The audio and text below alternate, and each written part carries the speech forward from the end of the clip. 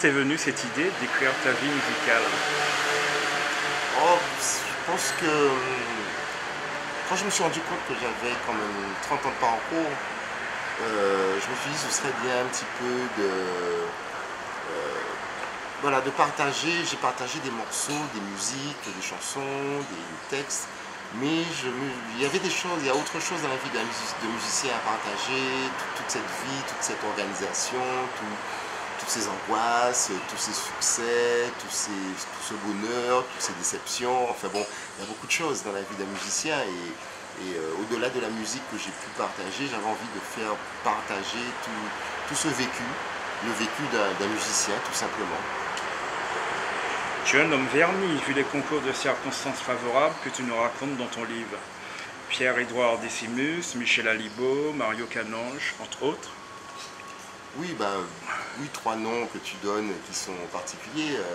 Pierre-Édouard Décimus, c'est mon mentor. Sans lui, il n'y a pas que moi. Beaucoup de gens n'existeraient pas. C'est vraiment le départ, c'est la base de tout. Pour moi Pierre-Édouard, c'était le train et nous sommes tous les wagons derrière.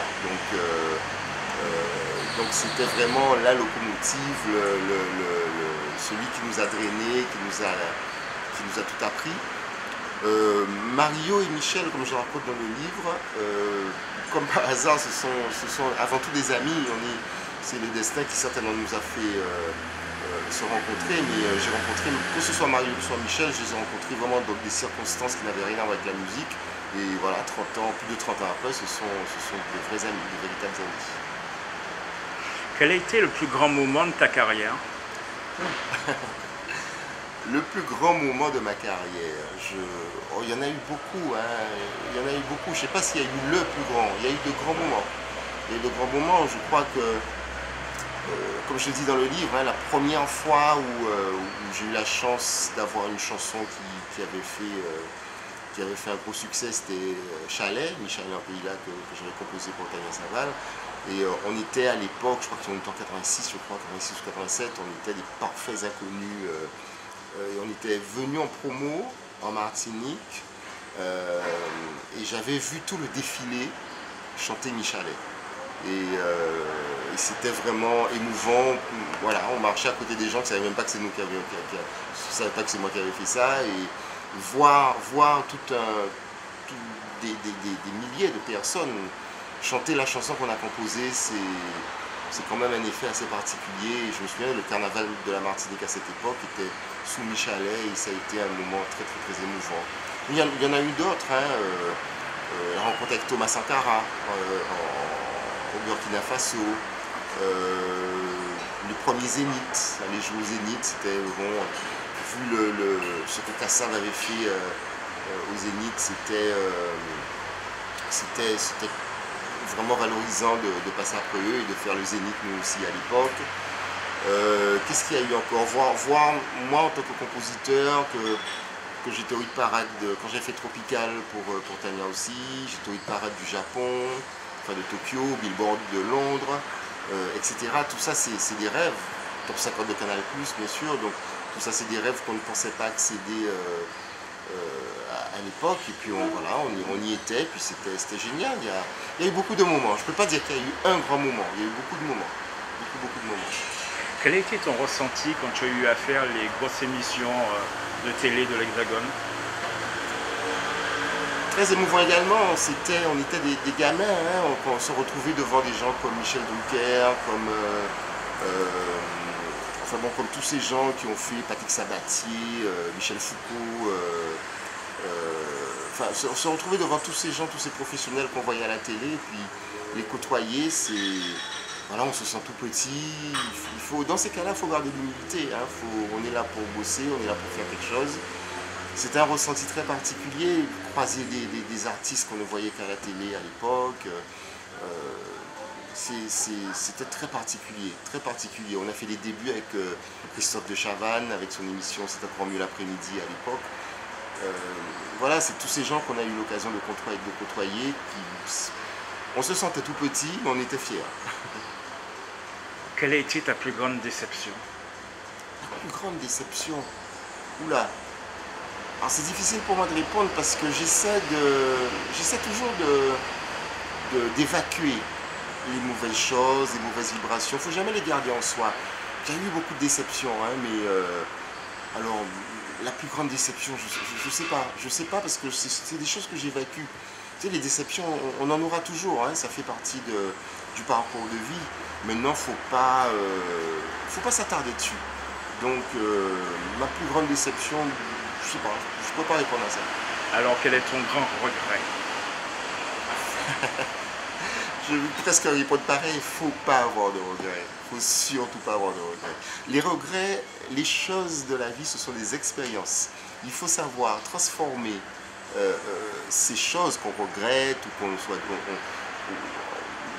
qu'on a été déçu comme des leçons. Ce sont des leçons, ce sont des expériences qu'on doit tirer le positif de ces choses-là. Donc moi je suis dans cette démarche, donc voilà. As-tu réalisé tous tes rêves? Oh mon Dieu, non. Heureusement d'ailleurs. Qu'est-ce que je m'ennuierais si j'avais réalisé tous mes rêves? Non, pas du tout, on a toujours des rêves.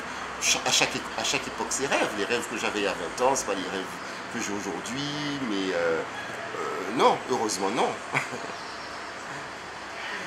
Je vois que tu ne veux pas nous dire quel serait ton plus grand rêve. Quel serait mon plus grand rêve? Je crois que déjà être vivant, être en bonne santé, avoir la joie, être en paix avec les gens. Aujourd'hui, on vit une période difficile. C'est pour ça que je dis que mes rêves d'il y a 20 ans, d'il y a 30 ans, d'il y a 40 ans, sont pas les mêmes d'aujourd'hui. On vit une période difficile. Bon, c'est pas utopique, c'est pas naïf ce que je vais dire, mais mon plus grand rêve serait que les gens vivent en paix, que les gens soient guéris de cette haine qui sont en train de ruminer, qui est en train de détruire tout le monde. Donc aujourd'hui, hein, peut-être que demain ce sera notre rêve, mais aujourd'hui mon rêve serait que voilà, qu'on puisse se débarrasser de cette haine qui existe. Qu'as-tu oublié de révéler volontairement dans ton livre? Tout ce qui est polémique, tout ce qui est cancan, tout ce qui est médisance, coups bas. Voilà, j'ai voulu zapper tout ça. Moi, comme je dis, il faut savoir utiliser les mauvaises expériences, enfin les expériences qui ont été mauvaises, et savoir puiser la leçon positive. Donc j'ai volontairement évité tout ce qui est polémique. J'ai pas voulu, je me suis vraiment appliqué à éviter tout ça. Quel regard portes-tu sur le zouk d'aujourd'hui? Le regard que je porte sur le zouk d'aujourd'hui et le regard que je pose sur la musique d'aujourd'hui, la musique générale, la musique mondiale. Je trouve, ce que je regrette, c'est ce manque d'originalité, ce manque d'identité. Je crois que dans les années 80, nous, notre génération, on était des musiciens très identitaires. On partait avec notre fusil à la main, c'était pas un fusil avec des balles, c'était un fusil de culture, un fusil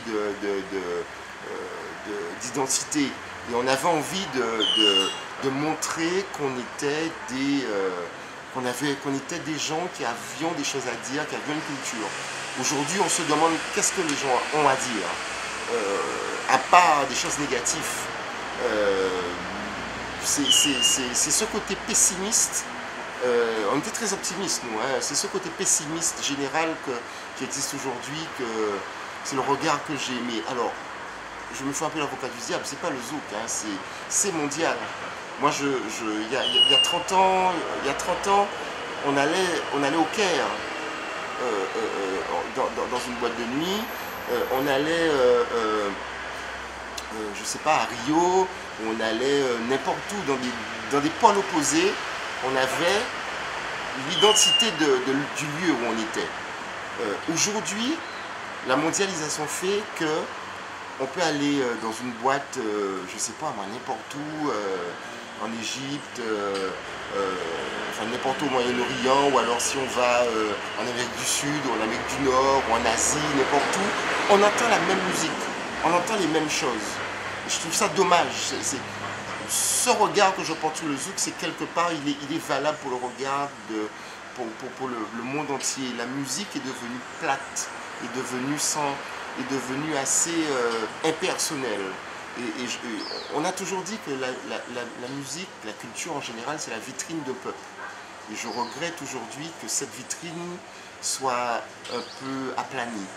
Voilà, c'est ce regard que j'ai où nous, quand on allait, à l'époque, quand on allait voyager, on emmène notre culture, mais on découvrait celle des autres aussi.